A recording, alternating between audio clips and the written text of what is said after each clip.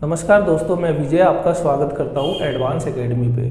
तो आज की वीडियो हमारे टॉपिक एवरेज का पार्ट 4 है। इसमें हम 37 से 49 क्वेश्चन तक करेंगे और इसके बाद एक पार्ट और आएगा जिसमें आपका ये चैप्टर कंप्लीट हो जाएगा। तो वीडियो पूरी ज़रूर देखिएगा। अगर आपको पसंद आए तो लाइक कर देना। अगर अभी तक चैनल सब्सक्राइब नहीं किया हुआ तो चैनल को भी सब्सक्राइब कर देना। शुरू करते हैं क्वेश्चन नंबर 37 से। तो क्वेश्चन नंबर 37 में लिखा है, क्वेश्चन नंबर में लिख देता हूं यहाँ 37 में लिखा है 10 व्यक्तियों के समूह में से 60 किलोग्राम भार वाले व्यक्ति के स्थान पर दूसरा व्यक्ति ले लेने से इस समूह के औसत भार में 1 किलोग्राम की वृद्धि हो जाती है। नए व्यक्ति का भार बताना है। यहाँ क्या है, 10 व्यक्ति थे किसी समूह में, कोई 60 किलोग्राम वाला ये तो चला गया और इसके स्थान पर कोई नया आदमी आ गया। अब जो नया आया है उसके आने से औसत जो है एवरेज वो बढ़ गया यानी प्लस 1 किलो एवरेज बढ़ गया सबका। हमें बताना है जो नया आदमी आया है उसका वेट कितना है, भार कितना है। अच्छा एक बात जरा समझना, 60 किलो वाला चला गया, अगर नया वाला भी 60 ही किलो का होता, 60 का चला गया और नया वाला भी 60 का होता तो एवरेज जैसे था वैसे ही रहता, कोई चेंज नहीं होता। 60 का चला गया और 60 का ही आ गया। मगर इसके जाने से और नए के आने से एवरेज बढ़ रहा है। अगर एवरेज बढ़ रहा है इसका मतलब जो नया आया है वो 60 किलोग्राम का वेट लेके तो आया ही है जो एवरेज था, प्लस वो इतना और फालतू लाया है जिससे हमारा एवरेज बढ़ गया। अगर यही क्वेश्चन होता कि एवरेज घट रहा है तो जो नया है वो 60 किलो से भी कम वजन का है। यहाँ पर क्या है, एवरेज बढ़ रहा है। तो अब इसे कैसे करेंगे, जो नया वाला व्यक्ति है जो एवरेज है 60 किलो, ये तो उसे लाना ही लाना है, मगर वो इतना और एक्स्ट्रा ले आया कि एवरेज 1 किलो बढ़ गया। एवरेज का मतलब होता है प्रत्येक का हिस्सा। यहाँ लोग कितने हैं, 10, प्रत्येक के हिस्से में 1 किलोग्राम की वृद्धि होगी प्रत्येक की। तो टोटल कितनी वृद्धि हुई, 10 किलो की वृद्धि होगी। इसका मतलब जो नया वाला आया है वो 10 किलो भार फालतू लेके आया है, यानी 60 किलो तो था प्लस 10 किलो एक्स्ट्रा वो लेके आया, यानी जो नया वाला व्यक्ति है वो 70 kg का है, 70 किलो का है। यही आपसे पूछा है।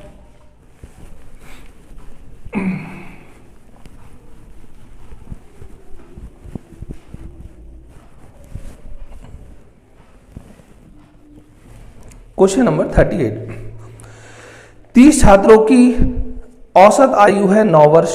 अध्यापक को भी सम्मिलित कर लिया जाए तो औसत हो जाता है 10 वर्ष। अध्यापक की आयु बताएंगे। ऐसे सवाल हमने पहले भी किए। 30 छात्र हैं, इनका औसत है 9 वर्ष। अगर हम अध्यापक को भी शामिल कर लें तो 30 और 1 31 लोग हो जाएंगे और औसत अब आपका कितना हो जाएगा, उसने कहा है अब औसत हो जाएगा 10 किलो का। इसका मतलब अब औसत बढ़ रहा है, 1 किलो से बढ़ रहा है औसत, 1 वर्ष से बढ़ रहा है। ये 9 वर्ष है, इसके आने से औसत 1 वर्ष बढ़ गया।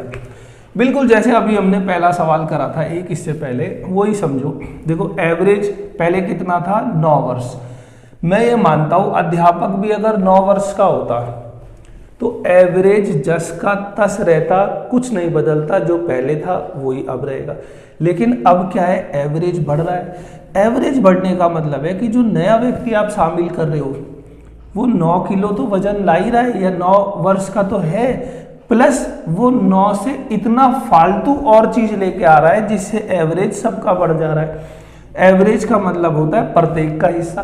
प्रत्येक के हिस्से में 1-1 वर्ष की वृद्धि हो रही है और प्रत्येक लोग कितने, अब 31, क्योंकि अब यहाँ टोटल में अध्यापक भी आ गया है, 31 लोग, और हर एक का हिस्सा 1-1 वर्ष बढ़ गया। तो टोटल कितने वर्ष वो ज्यादा ला रहा है, 31 वर्ष ज्यादा उसकी उम्र है। 9 और 31 वर्ष उसकी उम्र और एक्स्ट्रा है, आप इनको जोड़ दो तो आपका आंसर आ जाएगा 40, यानी जो अध्यापक है वो 40 वर्ष का है।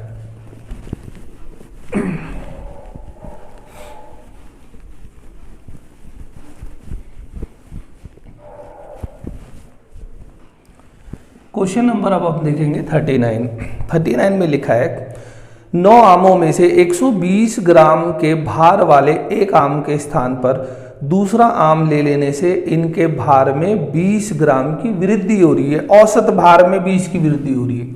9 आम थे, 120 ग्राम वाला आपने हटा दिया, ये वाला तो आपने हटा दिया और इसकी जगह कोई नया ले लिया।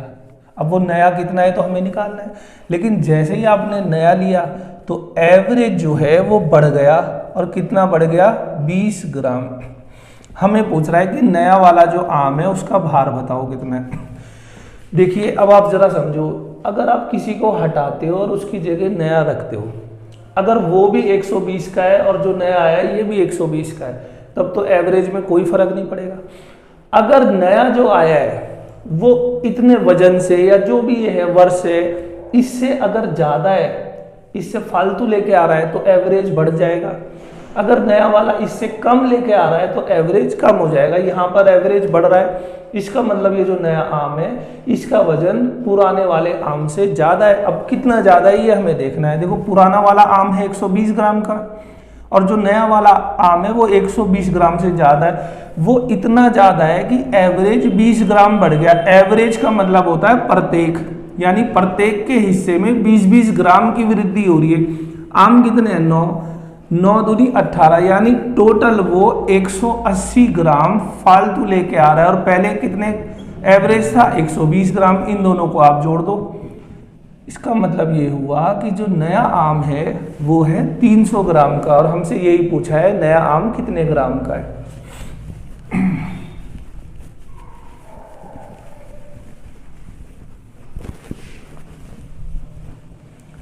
क्वेश्चन नंबर 40 में लिखा है 6 व्यक्तियों के एक समूह में से 80 किलोग्राम भार वाले व्यक्ति के स्थान पर दूसरा व्यक्ति ले लेने से औसत भार में 3 किलोग्राम की कमी हो रही है। अब कमी हो रही है, इसका मतलब जो नया आया है वो 80 से भी कम का है। तो देख लेते हैं, इसे भी 6 लोग हैं। एवरेज नहीं लिखा, इसने कहा है 80 किलोग्राम वाला तो चला गया, ये चला गया और इसके स्थान पर कोई नया आदमी आ गया। नया आपको पता नहीं, लेकिन इस नए के आने से एवरेज में कमी आ गई, 3 वर्ष की कमी आ गई, 3 किलो की कमी आ गई। तो देखिए जो नया वाला होगा अगर वो 80 किलो का होता एवरेज सेम टू सेम रहता, लेकिन नए के आने से एवरेज कम हो रहा है। इसका मतलब नए वाले की जो भार है वो 80 किलोग्राम से कम है। अब कितना कम है आपको ये देखना है। एवरेज का मतलब होता है प्रत्येक, टोटल है यहाँ 6 लोग, 6 या 18, यानी वो 18 किलो वजन कम लेके आया है। 18 आप इसमें से घटा दो तो यहाँ पर आ जाएगा आपका 62 kg। जो नया वाला व्यक्ति का भार है जो शामिल हुआ है इसके बदले, उसका वेट है 62 किलोग्राम।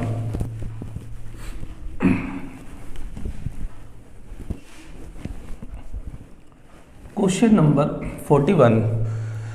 41 में लिखा है 24 छात्रों एवं उनके अध्यापक की औसत आयु है 15। 24 छात्र और उनके अध्यापक भी है, यानी टोटल संख्या है वहां 25 लोगों का औसत है 15। अध्यापक को हटा दो तो औसत एक कम हो जाता है। अध्यापक की आपको औसत आयु बोल रहा है 24 और एक 25, यानी जो 25 लोग हैं इनका एवरेज आपको दिया है 15। अगर आप अध्यापक को हटा दो यानी 24 लोग हो जाएंगे तो एवरेज भी एक कम हो जाएगा, यानी कितना हो जाएगा 14। अब देखिए बात समझना, एवरेज कितना कम हो रहा है, एक की कमी हो रही है एवरेज में। आपको अध्यापक का बताना है कितना भार है, आयु है, सॉरी ये आयु वाला सवाल है ना, कितनी आयु। हम ये मानते पहले एवरेज कितना था 15 वर्ष। अगर अध्यापक भी 15 ही वर्ष का होता, ध्यान से समझना, पहले छात्र 24 और एक अध्यापक, इनका एवरेज जो था आयु थी 15 वर्ष थी। हमने माना अध्यापक भी 15 ही वर्ष का होता तो नया एवरेज भी 15 ही निकल के आता। मगर यहाँ क्या हो रहा है, जैसे ही आपने अध्यापक को हटाया एवरेज में एक की कमी होगी। अब यहाँ अध्यापक हट चुका है, कितने लोग हैं 24, और एवरेज का मतलब होता है प्रत्येक में एक वर्ष की कमी हो गई, यानी 24 एकम 24 वर्ष की कमी आ जा रही है। जैसे ही आप अध्यापक को हटा रहे ग्रुप से 24 वर्ष की कमी आ रही है। तो इसका मतलब ये हुआ कि अध्यापक का जो वजन है या जो आयु है वो 15 वर्ष तो एवरेज है ही है, प्लस 24 और एक्स्ट्रा है अध्यापक। जैसे ही आप अध्यापक को हटाते हो तो 15 इसके हिस्से के कम होते हैं जो बराबर है, और 24 और ये कम कर देता है। तो अध्यापक की जो आयु है वो है 39 वर्ष। यही हमसे पूछा गया है, अध्यापक की आयु बताएंगे।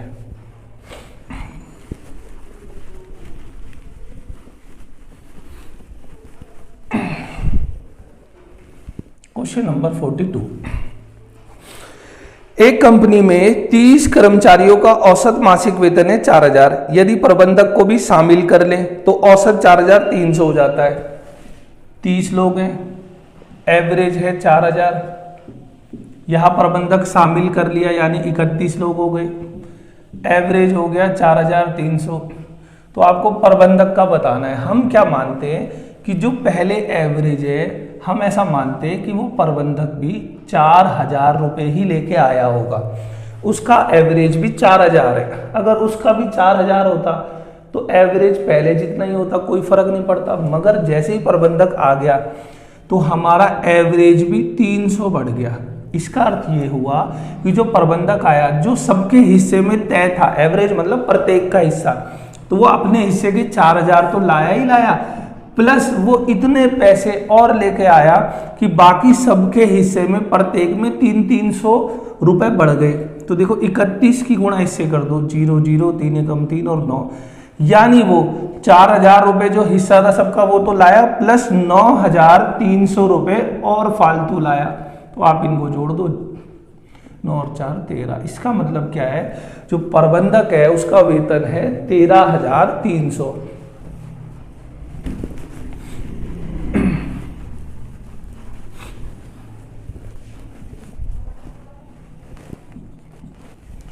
क्वेश्चन नंबर आ गया 43।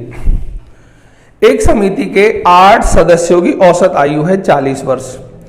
55 वर्षीय सदस्य के सेवानिवृत्ति यानी रिटायर होने पर इसके स्थान पर 39 वर्षीय व्यक्ति इस समिति का सदस्य बन जाता है।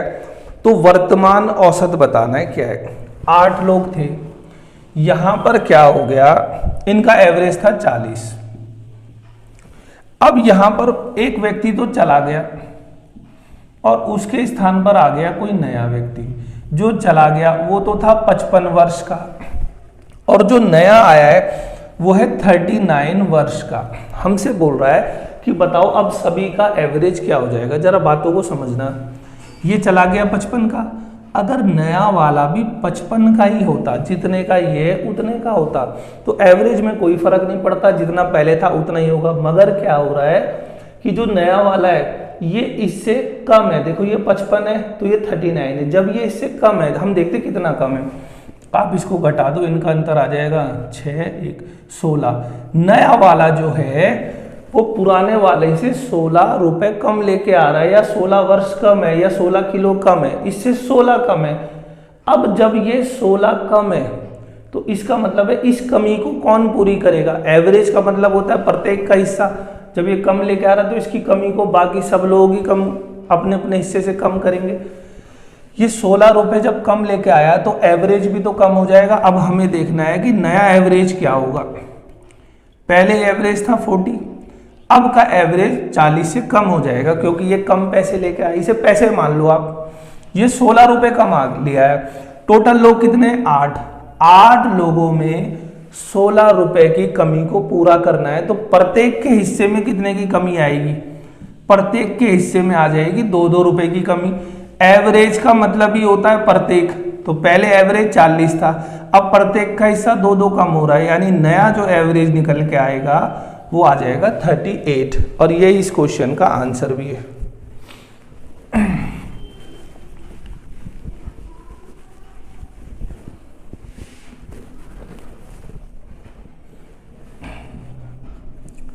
क्वेश्चन नंबर 44 में लिखा है 8 व्यक्तियों की एक टीम ने तीरंदाजी प्रतियोगिता में भाग लिया। सबसे अच्छे तीरंदाज ने 85 अंक प्राप्त किए। यदि इसने 92 अंक प्राप्त किए होते तो औसत प्राप्तांक 84 हो जाता। पूरी टीम ने कुल कितने अंक प्राप्त किए हैं। क्वेश्चन ये कहता है 8 तीरंदाज 8 आर्चरी प्लेयर कहीं कोई तीरंदाजी प्रतियोगिता में चले गए।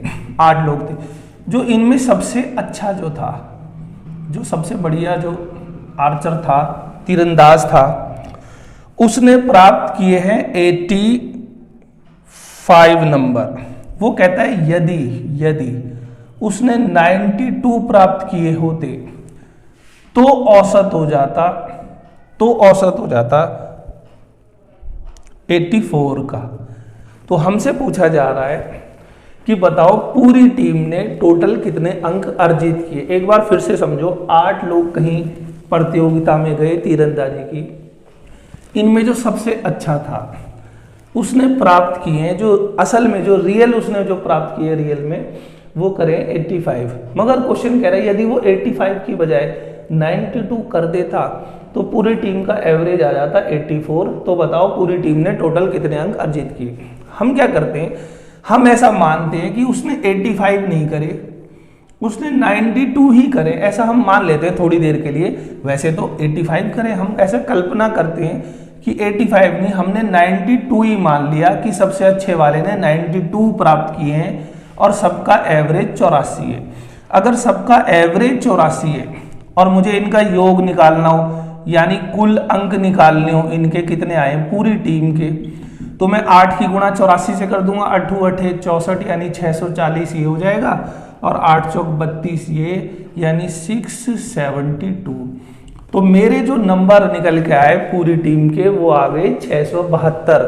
लेकिन ये नंबर कब आए, जब मैंने माना कि सबसे अच्छे तीरंदाज ने 92 नंबर प्राप्त किए।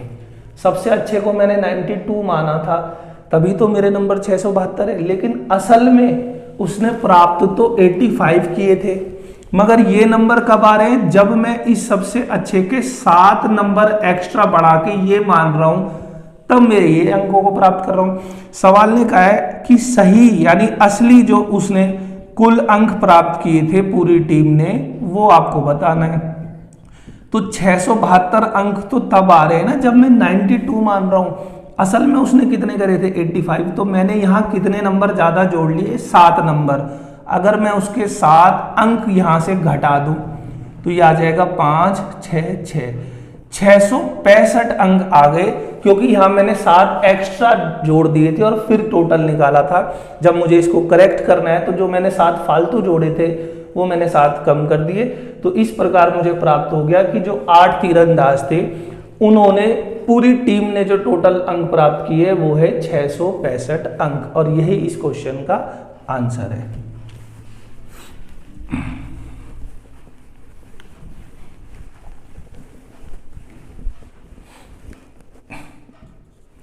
क्वेश्चन नंबर 45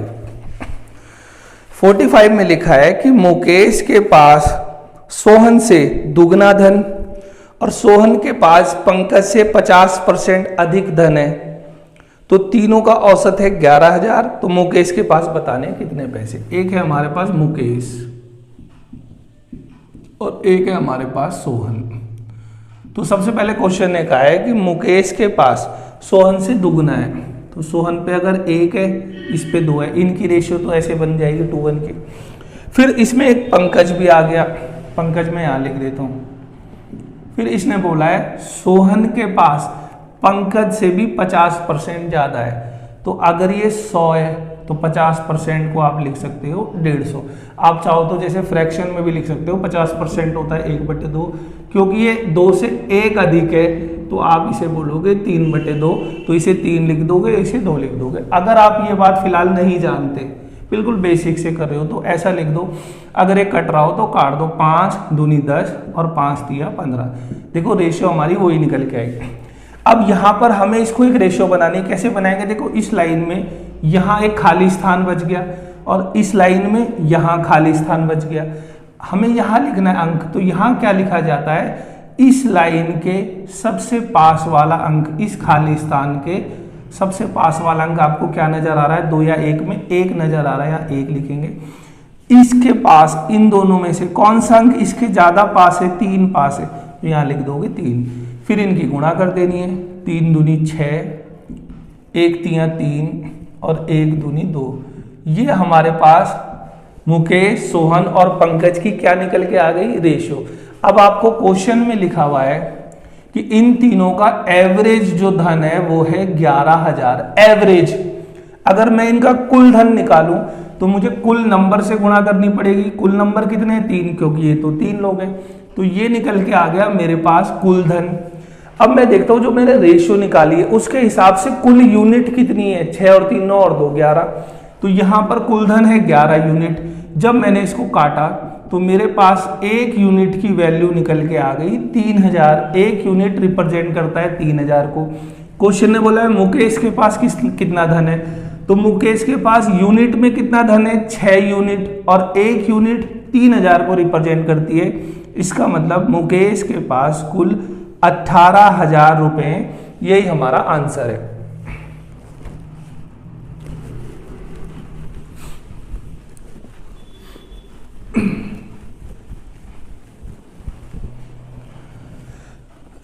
क्वेश्चन नंबर आ गया आपका 46।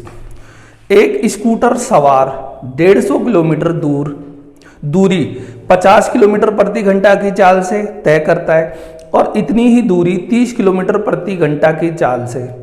पूरी यात्रा में उसकी औसत चाल बताओ। एक बात आपको हमेशा ध्यान रखनी है, अगर आपकी जो दूरी है, दूरी ये समान हो, अगर आपकी दूरी समान है, कोई आदमी यहां से यहां जाता है और यहां उसकी चाल है x किलोमीटर प्रति घंटा, यहां से यहां गया और चाल है x किलोमीटर, और यहां से वो यहां आ जाए और चाल यहां पर उसकी है y किलोमीटर प्रति घंटा, तो आप देखोगे चाल तो आपको दो दे रखी है, एक चाल ये है और एक चाल ये है, लेकिन दोनों चालों द्वारा चली गई दूरी बिल्कुल समान है।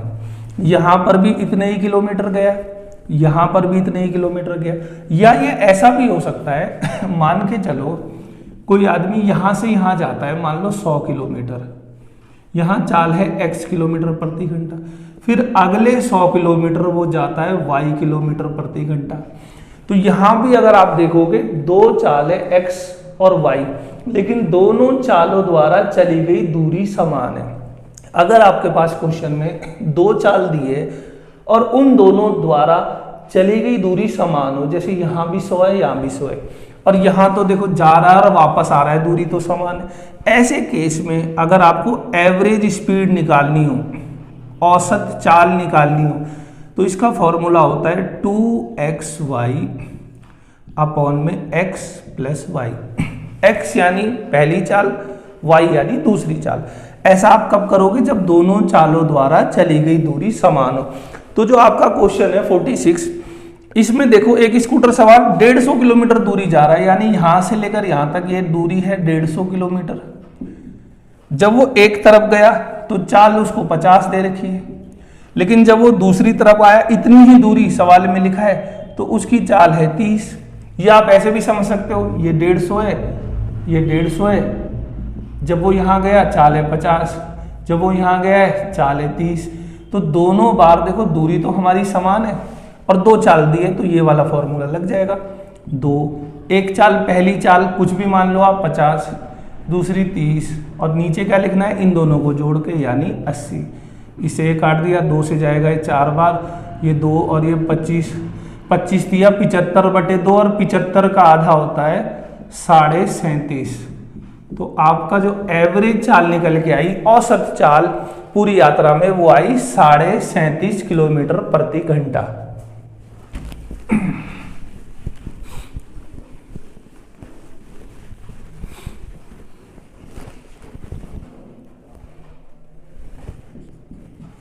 Question number 47। एक परिवार का वर्ष के पहले 4 महीनों में औसत मासिक खर्च है 4,500, अगले 8 महीने में औसत मासिक खर्च है 4,800, वार्षिक बचत दे रखी है आपको 6,600, तो औसत मासिक आय पूछी गई है। तो सबसे पहले 4 महीने का जो औसत खर्च है वो है 4,500, और अगले 8 महीने का जो औसत खर्च है वो है 4,800। ये तो आपको दिया हुआ है, ये यहां तक तो हमें दिया हुआ है, ये खर्च है, औसत खर्च, ये लाइन हम मान लेते हैं खर्च की। फिर उसने आगे आपको क्या दिया है, वार्षिक बचत दी है 6600। ये वार्षिक बचत है, ये बचत है मगर वार्षिक, पूरे वर्ष की। और आपसे पूछा क्या है, एवरेज आय बताएं। तो सबसे पहले हम पार्ट इसमें यहां एवरेज खर्च निकाल देते हैं कि एवरेज खर्च कितना है। खर्च को व्यय भी बोल देते हैं या एक्सपेंडिचर, इसका एवरेज खर्च है कितना। तो ऐसे हमने सवाल करे हुए हैं। पार्ट 3 में ऐसे सवाल हैं, जिसने नहीं देखे देख सकते हैं। अगर ये कट रहा हो तो हमने काट दिया 4 एकम 4 और 4 दूनी 8। फिर देखो इनमें सबसे कम कौन है, उसको हमने गोला लगा के चुप करा दिया, सबसे कम है। ये इससे कितना ज्यादा है, 300 ज्यादा है, क्योंकि ये एवरेज है। ये एवरेज में 300 ज्यादा है और यहां पर संख्या कितनी है, 2, तो 3 दूनी 6। यहां से 600 आपने जो फालतू थे वो हटा लिए और किस में डिवाइड कर दिए, 1 और 2 3 में। तो यहां प्रत्येक के हिस्से में कितने की और वृद्धि हो गई, 200। तो जो आपका एवरेज खर्च आएगा, जो गोला लगाया था 45 तो था, प्लस ये जो 200 और निकल के आया ये भी जोड़ दोगे, तो यहां पर आपका एवरेज खर्च निकल के आ गया इस पूरे वर्ष का 4700। ये तो हो गया एवरेज खर्च। अब मुझे एवरेज बचत भी निकालनी है। ये पूरे वर्ष की है तो मैं 12 से भाग कर देता हूं, 12 पंजे 60 और 12 पंजे 60। तो एवरेज बचत कितने निकल के आ गई मेरे पास, 550। मेरे से बोल रहा है एवरेज आय बताओ। आय होती है खर्च प्लस बचत, मगर मेरे से तो एवरेज आय पूछ रहा है। तो मैं अगर एवरेज खर्च में एवरेज बचत जोड़ दूं तो मेरी एवरेज इनकम निकल के आ जाएगी। एवरेज खर्च कितना आया था, 4700, प्लस एवरेज बचत कितने निकल के आई, 550। जोड़ दो इन्हें, ये 50 हो जाएगा, 7 और 5 12, और यहां पर आ जाएगा 5। 5250 क्या निकल के आ गई, औसत आय। यही आपसे पूछा गया है।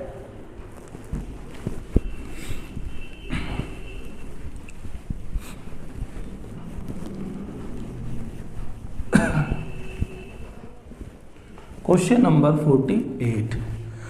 48 में लिखा है, क्रिकेट के एक खिलाड़ी ने 9 पारियों में कुछ रन बनाए तथा 10वीं पारी में 100 रन बनाकर अपनी औसत रन संख्या में 8 रनों की वृद्धि कर ली। 10 पारियों के अंत में उसकी औसत रन संख्या बताओ क्या है। जरा समझना इस क्वेश्चन को। 9 पारियां खेली और हमें नहीं पता कितने रन बनाए। सवाल ने कहा है कुछ रन बनाए, वो कुछ भी हो सकता है। फिर उसने 10वीं पारी खेली और यहां जो उसने रन बनाए वो बना दिए 100 रन।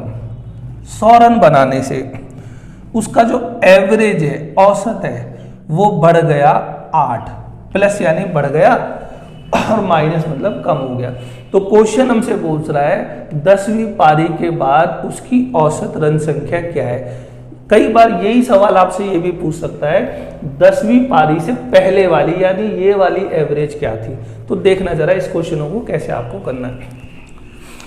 आप ऐसा समझो, मिसाल के लिए हम ऐसा समझते हैं, मान लो पहले इसकी औसत थी 50। ऐसा आप थोड़ी देर के लिए कल्पना कर लो, इमेजिन कर लो। हमने माना पहले उसकी औसत 50 थी।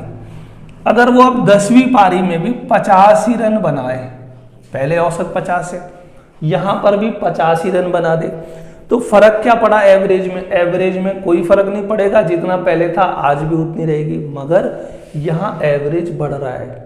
तो एवरेज बढ़ने का मतलब है कि यहां अगर देखो पहले 50 का एवरेज था, अगर अब भी 50 बनाएगा एवरेज में कोई फर्क नहीं पड़ेगा। लेकिन अगर ये 50 से ज्यादा बना ले, मान लो 50 से भी कुछ ज्यादा बना ले, मान लो 70 बना ले, तो अब एवरेज क्या होगा। एवरेज के हिसाब से बनाने थे 50 और उसने 20 फालतू बना दिए। तो ये जो फालतू जो 20 बनाए ये बाकी सारी पारियों में प्रत्येक में बराबर बराबर बढ़ जाएंगे, जिससे एवरेज बढ़ जाएगा। यानी यहां से हमें एक बात पता चली कि अगर एवरेज बढ़ रहा है तो इसका मतलब यहां 10वीं पारी में इसने पिछले एवरेज से भी फालतू रन बनाए। अब हम देखते हैं कितने रन फालतू बनाए होंगे। देखो जी, एवरेज कितना बढ़ गया, 8 बढ़ गया। एवरेज मतलब होता है प्रत्येक के हिस्से में बराबर बराबर। यहां उसने टोटल मिला के, अब 10वीं पारी के बाद तो उसने 10 पारियां खेल ली, तो 10 पारियों में एवरेज 8 बढ़ गया। इसका मतलब ये हुआ उसने जो एवरेज था, उसका जो भी तय एवरेज था, उससे भी 80 रन फालतू बना लिए, तभी तो उसका एवरेज 8 बढ़ेगा। जो पहले जो भी कोई निश्चित एवरेज था, जैसे कुछ है, मान लो पहले एवरेज अगर कुछ था, यहां उसने 100 रन बनाए, एवरेज 8 बढ़ गया 10 पारियों में, 10 8 80, यानी उसने 80 रन फालतू बनाए। 100 रनों में 80 रन उसने फालतू बनाए हैं, तो 100 रन बनाए जिसमें 80 फालतू हैं, अगर मैं घटा दूं तो इसका मतलब है उसे एवरेज के हिसाब से तो 20 रन ही बनाने थे। यानी जो पहले वाला एवरेज था, पहले जो था, यहां पर जो ये कुछ लिखा है, ये एवरेज था 20। अगर आपसे बोलता 9वीं के बाद बताओ, आप कह देते एवरेज है 20। मगर सवाल ने बोला है 10वीं पारी के बाद बताओ, तो देखो पहले तो एवरेज 20 था, लेकिन 100 रन बना के एवरेज 8 बढ़ गया ना, तो अब 8 और बढ़ा दो, यानी अब जो नया एवरेज है वो है 28 का। और यही आपसे क्वेश्चन ने पूछा है।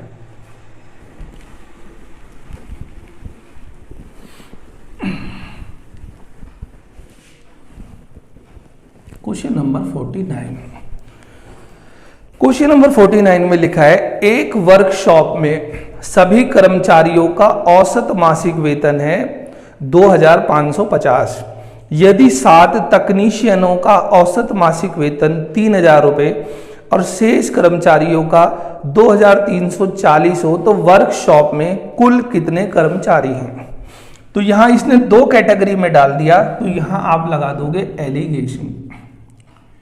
एलिगेशन हम कहाँ लगाते हैं? जहां आपको 2 ग्रुप में दिया गया हो, जैसे एक टेक्नीशियन है और एक है शेष कर्मचारी, या कुछ लाभ है कुछ हानि वाले, या उत्तीर्ण और फेल, इस प्रकार जब 2 कैटेगरी में कोई डाल दिया हो, एलिगेशन लगाएंगे। तो यहाँ एक कैटेगरी है तकनीशियन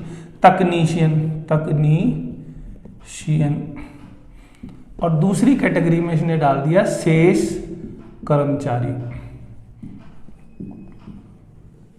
इनकी संख्या 7 है, वो हम बाद में देख लेंगे। अब इनका तकनीशियनों का जो एवरेज है वो है 3000, इनका एवरेज इनके नीचे लिखा।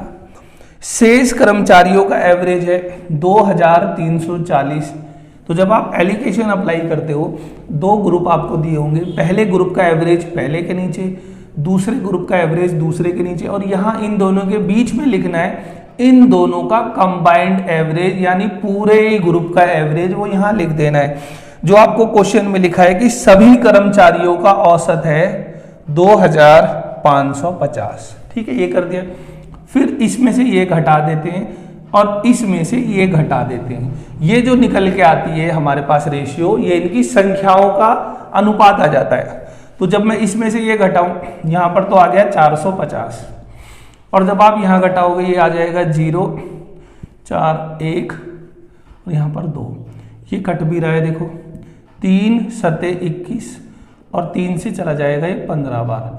तो आपका संख्याओं का अनुपात कितना निकल के आ गया? 7:15, यानी तकनीशियनों की संख्या अगर 7 यूनिट है तो शेष कर्मचारी है 15 यूनिट। अब क्वेश्चन में हमें लिखा हुआ है कि तकनीशियनों की संख्या 7 है और हमारे हिसाब से तकनीशियन कितने हैं? 7 यूनिट। अगर मैं इसको काट दूं तो 1 यूनिट की वैल्यू 1 के बराबर आई। तकनीशियन 7 है, शेष कर्मचारी 15 है। उसने कहा है कुल कर्मचारी बताओ कितने हैं? 7 तकनीशियन, शेष कर्मचारी 15, तो कुल कर्मचारियों की संख्या निकल के आ गई 22। और यही आपसे पूछा था। तो ऐसी मैं आशा रखता हूं कि आज की वीडियो आपको जरूर पसंद आई होगी। अगर आपको पसंद आई तो लाइक जरूर करना। चैनल अगर सब्सक्राइब नहीं किया हुआ तो चैनल को भी सब्सक्राइब कर देना। फिर आपसे मिलते हैं नेक्स्ट वीडियो में, तब तक के लिए आपका बहुत बहुत धन्यवाद।